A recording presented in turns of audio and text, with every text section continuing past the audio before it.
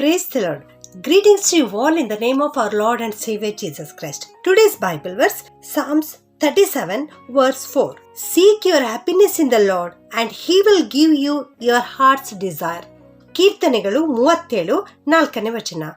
ಯೆಹೋವನಲ್ಲಿ ಸಂತೋಷಿಸುವಿ ಮತ್ತು ಆತನು ನಿನ್ನ ಇಷ್ಟಾರ್ಥಗಳನ್ನು ನೆರವೇರಿಸುವನು.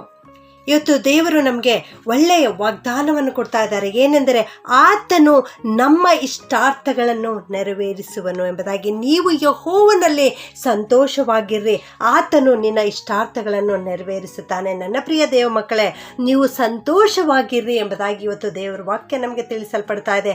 ನೀವು ನಿಮ್ಮ ಕುಟುಂಬ ಜೀವಿತದಲ್ಲಿ ಸಂತೋಷವುಳ್ಳವರಾಗಿರ್ರಿ, ನಿಮ್ಮ ಕುಟುಂಬದ ಸದಸ್ಯರೊಂದಿಗೆ ಸಂತೋಷವುಳ್ಳವರಾಗಿರ್ರಿ. ಅದು ಒಂದು ಒಳ್ಳೆಯ ಔಷಧವಾಗಿದೆ ಪ್ರಿಯರೇ. ಕುಟುಂಬದಲ್ಲಿ ನೀವು ಸಂತೋಷವಾಗಿರುವುದಾದರೆ, ಕುಟುಂಬದಲ್ಲಿ ನೀವು ಒಂದಾಗಿರುವುದಾದರೆ, ಅನ್ಯೋನ್ಯತೆಯಿಂದ ಇರುವುದಾದರೆ, ನಿಮ್ಮ ಕುಟುಂಬಕ್ಕೆ ಯಾವ ಸಮಸ್ಯೆಗಳು ಎದುರಾದರೂ ಕೂಡ ನೀವು ಸಂಪೂರ್ಣವಾದ ಬಲದಿಂದ ಒಮ್ಮನಸ್ಸಿನಿಂದ ಒಗ್ಗಟ್ಟಾಗಿ ಇರುವಾಗ ಆ ಸಮಸ್ಯೆಗಳನ್ನು ನೀವು ಎದುರಿಸಿ ನಿಲ್ಲಬಹುದು. ಯಾವ ಶತ್ರುವು ಕೂಡ ನಿಮ್ಮನ್ನು ಜಯಿಸಲಿಕ್ಕೆ ಸಾಧ್ಯವಾಗುವುದಿಲ್ಲ. ಆದುದರಿಂದ ನೀವು ಸಂತೋಷವುಳ್ಳವರಾಗಿರ್ರಿ. ಜ್ಞಾನೋಕ್ತಿ 17:22 ವಾಕ್ಯದಲ್ಲಿ ದೇವರ ವಾಕ್ಯ ಈ ರೀತಿ ತಿಳಿಸಲ್ಪಡುತ್ತದೆ. ಹರ್ಷ ಹೃದಯವು ಒಳ್ಳೆ ಔಷಧ, ಕುಗ್ಗಿದ ಮನದಿಂದ ಒಣಮೈ ಎಂಬುದಾಗಿ. ಹೌದು, ಹರ್ಷ ಹೃದಯವುಳ್ಳವರಾಗಿ, ನೀವು ಸಂತೋಷವುಳ್ಳವರಾಗಿ, ನಿಮ್ಮ ಹೃದಯದಲ್ಲಿ ಆನಂದವುಳ್ಳವರಾಗಿ ಇರುವುದಾದರೆ ಅದು ನಿಮ್ಮ ಜೀವಿತದಲ್ಲಿ ಔಷಧದೋಪಾದಿಯಲ್ಲಿ ಇರುತ್ತದೆ.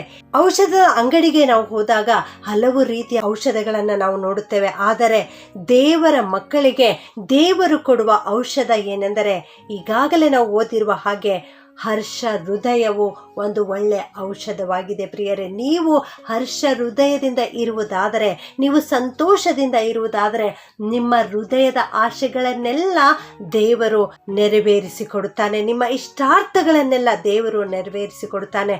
ದೇವರು ಕೊಡುವಂತಹ ಈ ಔಷಧವನ್ನು ನಿಮ್ಮ ಜೀವಿತದಲ್ಲಿ ನೀವು ಅಳವಡಿಸಿಕೊಳ್ಳುವುದಾದರೆ, ನಿಮ್ಮ ಜೀವಿತದಲ್ಲಿ ಯಾವ ವ್ಯಾಧಿ ಬಂದರೂ, ಯಾವ ರೋಗ ಬಂದರೂ ಅದನ್ನು ಗುಣಪಡಿಸಲಿಕ್ಕೆ ಸಾಧ್ಯವಾಗುತ್ತದೆ. ದೇವರು ಕೊಡುವಂತಹ ಔಷಧ ವ್ಯಾಧಿಗಳನ್ನು ಗುಣಪಡಿಸಿ ಆರೋಗ್ಯವನ್ನು ಉಂಟು ಮಾಡುವಂಥದ್ದಾಗಿದೆ ಪ್ರಿಯರೇ. ಹರ್ಷ ಹೃದಯವುಳ್ಳವನ ಮುಖವು ಯಾವಾಗಲೂ ಹರ್ಷವುಳ್ಳದಾಗಿರುತ್ತದೆ.